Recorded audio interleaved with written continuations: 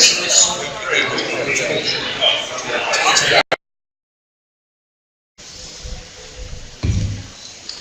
the tone, state your name, followed by the pound or sign. Thank you. To start and join the conference, press 1. To change default sound results, you will now be placed in the conference. To mute your line, press star 6. To leave, press pound 6.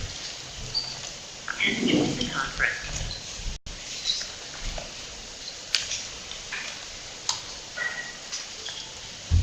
Harry Wicker. Please join the conference.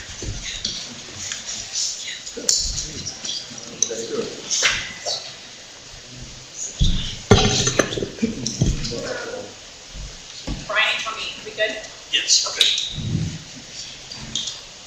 Okay, well, good afternoon, and we are going to go ahead and call our meeting to order, and we will start with roll call. Dr. Bertram? Here. Dr. List? Here. Dr. Freitas? Here. Mr. Henry? Yes. Dr. McMahon? Here. Ms. Moak? Here. Mr. Walker? Present. Mr. Watts? Here. Mrs. Wicker? Present. Dr. Yeager? Present. Superintendent McCormick? Present. Please stand for the pledge. I pledge allegiance to the flag of the United States of America, and to the republic for which it stands, one nation, under God, indivisible, with liberty and justice for all. The first item on the agenda is the approval of the agenda. Do we have a motion? Second. All in favor? Aye. Opposed? Next item is approval of minutes. There are none. Statement of chair. I do not have a statement this afternoon. Next item, board member comments and reports. Any board members? Hearing none, we'll move on to public comment. Brian, do we have public comment? Yes, it's Just Irma? Yes. Miss Irma.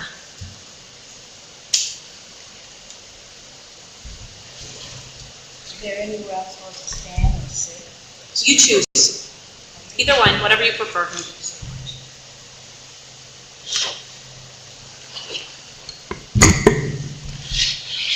First of all, can you hear me? Yep. Yes. Good morning, everybody. Morning. I came in this morning for the first meeting, graduation pathways to graduation. And as always, I enjoy coming, listening, and learning. You know, I've only been down here a short time, but as I told you guys earlier, for the past 20 plus years, I've been working with parents as far as education was concerned. And one of the things I paid attention to today was the children, the students that came before us, were very concerned about their parents having an input or even being educated in their education. And it's so important. Every time I've come before you and gave you information, most of the time it's been about parental involvement, the most underserved portion of our education.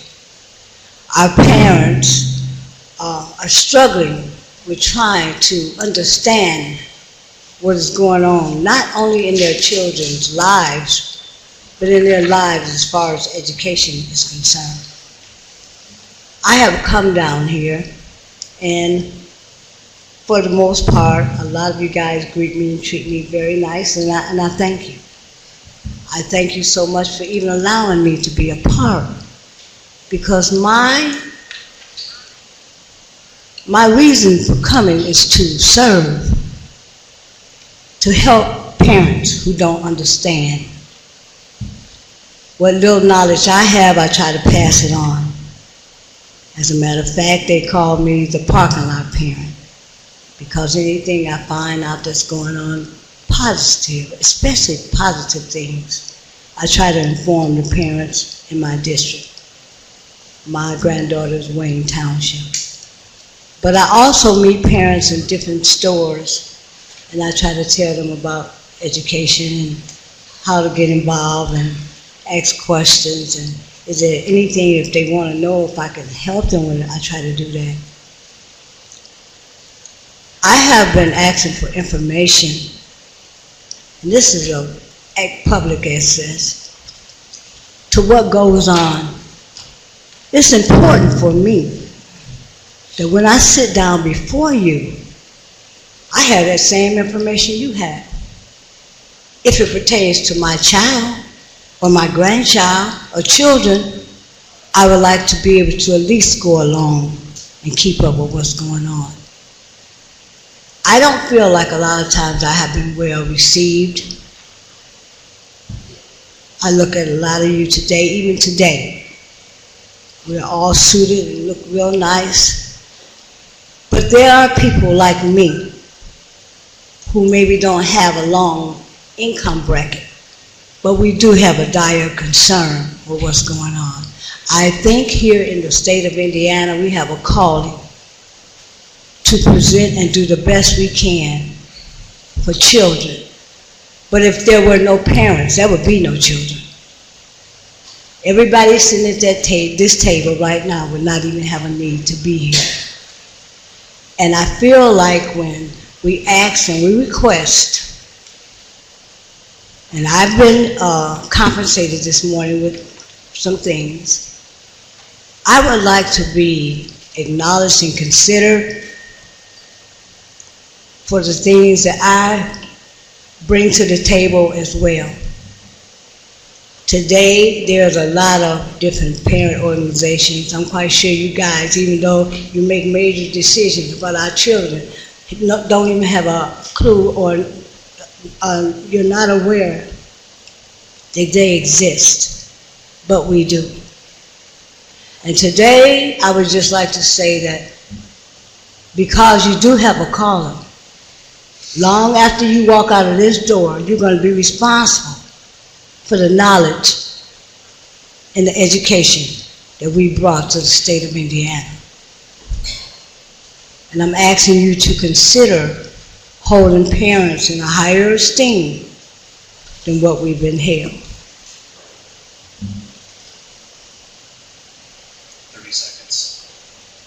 I know I'm on a time frame, but I thank you once again for allowing me to speak. And I hope you will take to heart of what I'm saying. Parents are important. And that pathways, I think we need to come up with a better system of being able to hear, because no matter where I sit in the room, I should be able to know and hear what's going on. I know we're working on it, Dr. Ernest. I thank you so very much for everything you've done. But as a parent, I'm just saying, I would like to know a little bit more, because when I can't hear, I don't understand, it's not registered. So God bless you guys. I hope that I've made some sense in what I was saying, and just take it under consideration. God bless you and thank you. Thank you, Irma. Carrie Harris.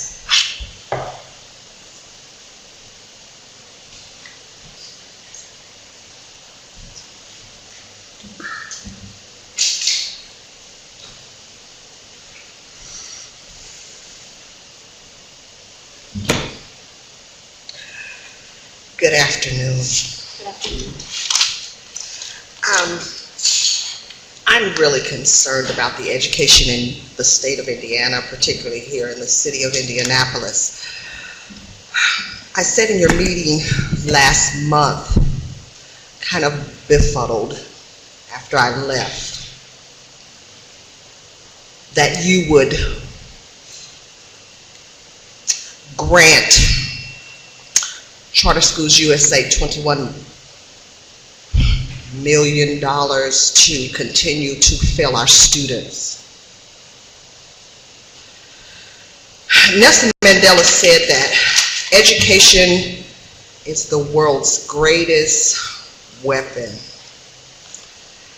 And I am so confused how you used that weapon last month to continue to destroy the education of our students here in Indianapolis.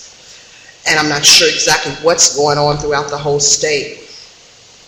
I looked up I've been doing a lot of research because I don't want the public schools to close, but it appears that you're helping make that happen. Because if we have no students, then they have no monies coming in, thus they'll have to close the schools. Eugene White, the former superintendent of the Indianapolis Public Schools, stated in the article that was written after this school board under Tony Bennett gave 4 schools to profit businesses to make them change. He said that it was a political issue. I'm so aware when I sat in the meeting last month, it was a political issue. Then Bennett said that we're going to give these contracts to these people and we're going to hold them accountable for boosting performance. So F is a good performance, I'm assuming, because you gave them more money to continue an F. And I'm still confused, being an educator, when I look at separate but equal. And it appears we're going backwards. I've substitute taught in some of your choice schools. And these schools don't have facilities half as good as IPS's facilities. But we continue to decide we're going to allow choice to be the top thing and not really educate the parents that their students are going backwards when most of these schools have F grades as well from this board's accountability scaling. And again, I don't know how that looks and how you give them those grades. I did have a conversation with one of your superintendents, and he said that it doesn't mean anything. It's like you're giving them to the school districts because of the zip codes that they live in, whatever that means. I'm hoping that it's not because of the zip codes that people live in. I'm hoping it's because the people are not being educated. Our students are missing out. I looked at Great Schools, which is a nonprofit. I'm sure you know what it is.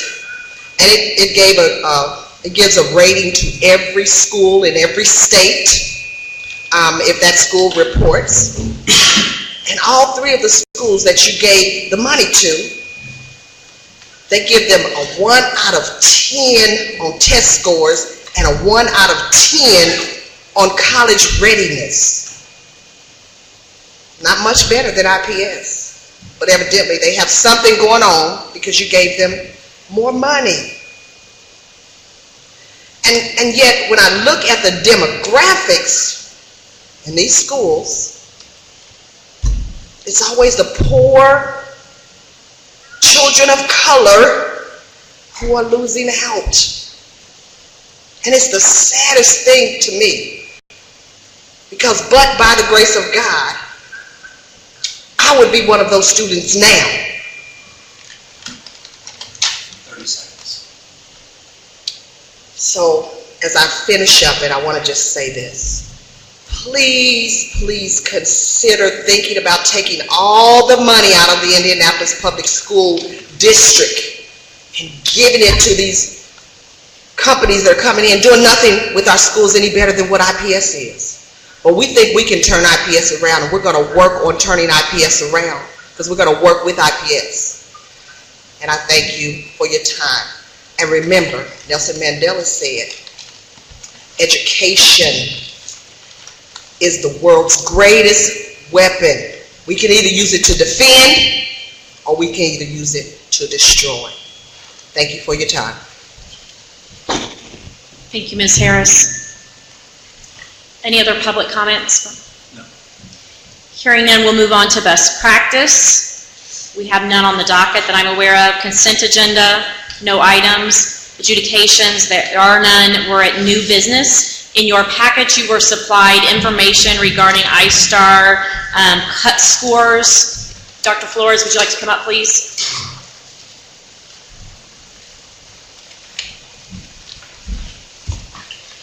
Good afternoon, Board. I bring before you today the recommendation of the cut scores for the I-STAR assessment. This is our alternate assessment serving students with significant cognitive disabilities. We worked through the standard setting in late June. We reconvened one panel a few weeks ago to revisit that in light of impact data. We did make some policy recommendations to articulate that data that's presented to you today, but I request your approval for those cuts for the current I-STAR assessment. Move to approve. Second. Any discussion? Hearing none, we will move to roll call. Dr. Berger? Yes.